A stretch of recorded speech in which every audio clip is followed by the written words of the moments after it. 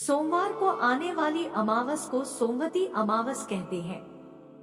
इस दिन सोमवती अमावस की कहानी, सोमवती अमावस्या की कहानी सुनी जाती है। सोमवती अमावस के दिन पीपल व तुलसी की जल, मोली, रोली, चावल, चंदन, सिंदूर, फूल, प्रसाद, कब्जा, वस्त्र व दक्षिणा से पूजा की जाती है। धूप दीप कर 108 फल या साग या कुछ भी पीपल को चढ़ाए जाते हैं। इसके बाद सोमवती अमावस की कहानी सुनी जाती है और 108 या 8 परिक्रमा दी जाती है। 13 चीजें सोमवती अमावस को ब्राह्मण को दे दी जाती है। सोमवती अमावस की कहानी कथा इस प्रकार से है। सोमवती अमावस की कहानी, एक साहूकार के 7 बेटे, 7 बहू और 1 बेटी थी। साहूकार के घर एक जोगी भिक्षा मांगने आता था। जोगी को साहूकार की बहू भिक्षा देती थी तो वह ले लेता था, लेकिन जब बेटी देती थी तब वह भिक्षा नहीं लेता और कहता कि बेटी सुहागन तो है पर इसके बाद में दुहाग लिखा है। यह बात सुनकर बेटी को चिंता होने लगी और उसका शरीर कमजोर होने लगा। उसकी माँ ने पूछा कि बेटी तुम इन दिनों इतनी कमजोर दिखाई देती हो। तब उसने बताया कि एक जोगी भिक्षा मांगने आता है जो कहता है कि बेटी है तो सुहागन, लेकिन इसके नसीब में दुहाग, दुख लिखा है। यह बात सुनकर उसकी माँ ने कहा कि कल मैं सुनूंगी। अगले दिन जब जोगी भिक्षा लेने आया तो उसकी माँ छुप कर बैठ गई। जब बेटी भिक्षा देने लगी तो जोगी ने वही बात फिर से बोली। इतनी बात सुनकर उसकी माँ बाहर निकलकर आई और बोली, एक तो हम तुम्हें भिक्षा देते हैं और तू ऊपर से हमें गाली देता है। तब जोगी बोला कि मैं गाली नहीं देता, जो सच है वही बोलता हूँ, जो इसके भाग में लिखा है वही कहता हूँ। माँ ने जोगी से कहा कि तुम्हें यह पता है कि इसके भाग्य में दुहाग लिखा है, तो यह भी बता दो कि यह कैसे दूर होगा। तब जोगी बोला कि 7 समुंदर पार एक सोना धोबन रहती है जो सोमवती अमावस का व्रत करती है।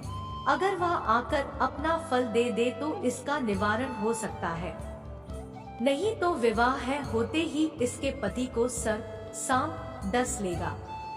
यह बात सुनकर माँ बहुत रोने लगी और सोना धोबन की तलाश में जाने लगी। चलते चलते रास्ते में तेज धूप पड़ने लगी तो साहूकारनी एक पीपल के पेड़ के नीचे बैठ गई। उस पीपल के पेड़ में एक गरुड़ पक्षी का घोंसला था जिसमें गरुड़ का छोटा बच्चा था।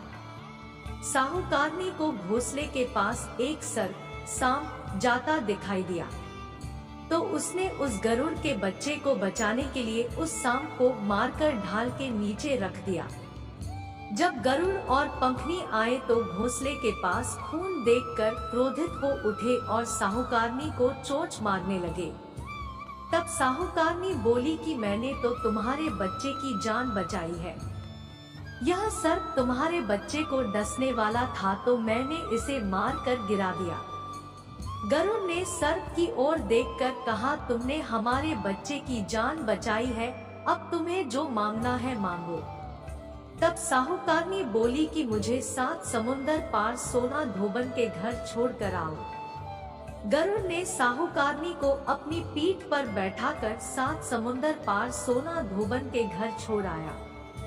वहां जाकर साहूकारनी ने सोचा कि सोना धोबन को कैसे राजी किया जाए। सोना धोबन के 7 बेटे बहू थे। उसकी 7 बहुएं काम को लेकर रोज लड़ाई करती थी और काम भी नहीं करती थी। रात को जब सब सो जाते तो साहूकारनी सोना धोबन के घर जाती और घर का सारा काम करती।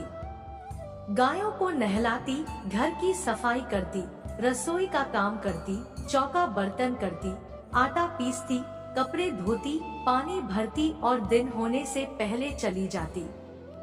बहुएं सोचती कि यह सारा काम कौन कर रहा है, लेकिन कभी एक दूसरे से पूछती नहीं कि यह सब काम कौन कर रहा है। एक दिन धोबन ने कहा है कि तुम आजकल लड़ती भी नहीं हो, काम भी ठीक कर रही हो। तो बहुओं ने कहा कि सासू जी, काम तो हमें ही करना पड़ता है, चाहे हम लड़कर करे या राजी से करे, इसलिए लड़ाई करने का क्या फायदा। सोना धोबन ने सोचा कि आज देखा जाए कि कौन सी बहू काम करती है, और वह रात को सोई नहीं। उसने देखा कि रात को एक स्त्री आई और पूरा काम करके जाने लगी। तो सोना धोबन ने बोला कि तुम कौन हो और तुम्हें ऐसी क्या जरूरत है जो तुम इतना काम कर रही हो। साहूकारनी ने कहा कि जरूरत है तभी तो इतना काम कर रही हूँ। सोना धोबन ने पूछा कि तुम्हें क्या चाहिए। साहूकारनी बोली कि पहले मुझे वचन दो तब बताओ। सोना धोबन ने वचन देकर कहा कि अब बताइए। साहूकारनी बोली कि मेरी बेटी के भाग्य में दुहाग लिखा हुआ है, इसलिए आप चलकर उसे सुहाग दे और सोवती करे। सोना धोबन अपने बेटे बहू से बोली कि मैं तो साहूकारनी के साथ जा रही हूँ, यदि पीछे से तुम्हारे पिताजी खत्म हो जाए तो तेल घी के कूप में डालकर छोड़ देना। फिर दोनों जनी साहूकारनी के घर चली जाती है।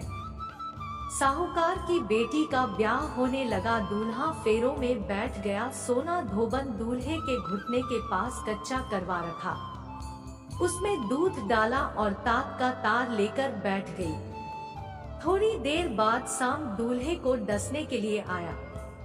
सोना धोबन ने करवा आगे रखा और तार से बांध दिया, लेकिन दूल्हा डर के मारे मर गया। तब सोना धोबन ने टीके में से रोली निकाली, मांग में सिंदूर निकाला, कोया आँख में से काजल निकाला और मेहंदी निकालकर छोटी अंगुली से छींटे मारे और बोली कि आज दिन तक मैंने जितनी सोमवती अमावस करी उनका फल तो साहूकार के बेटी को लग जाए, और आगे जो मैं सोमवती अमावस करूं वह मेरे बेटे को लगे। इतना कहते ही दूल्हा जीवित हो गया और सब सोमवती की जय जय बोलने लगे। सोना धोबन वापस जाने लगी, तब साहूकारनी बोली कि तुमने मेरे जवाई को नया जीवन दान दिया है, इसलिए कुछ भी मांगो।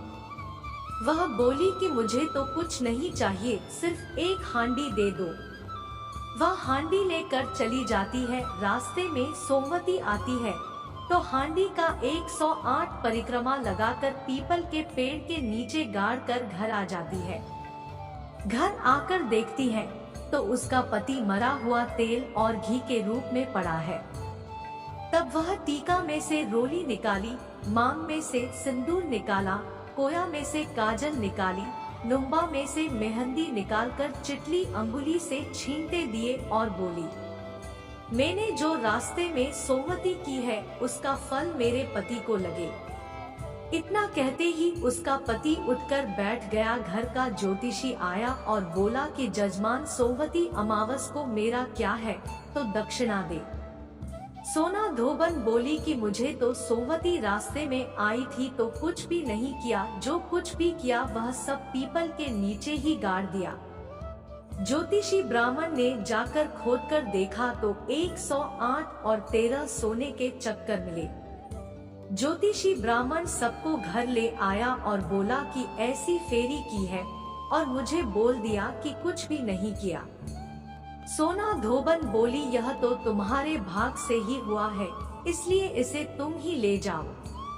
ब्राह्मण बोला कि मेरी तो इसमें चौथी पाती है, बाकी आपका मन हो उसे दे देना। सारी नगरी में बोल दिया गया कि सब सोमवती अमावस का व्रत कीजिए। हे सोमवती अमावस, जैसा साहूकार की बेटी को सुहाग दिया वैसा सबको देना। सोमवती अमावस की कहानी कहने वाले को, सोमवती अमावस की कहानी सुनने वाले को, हामी भरने वाले को और अपने पूरे परिवार को देना। जय सोमवती अमावस। सोमवती अमावस्या की कहानी। मैं आशा करता हूँ कि आपको सोमवती अमावस की कहानी, सोमवती अमावस्या की कहानी पसंद आई होगी। धन्यवाद।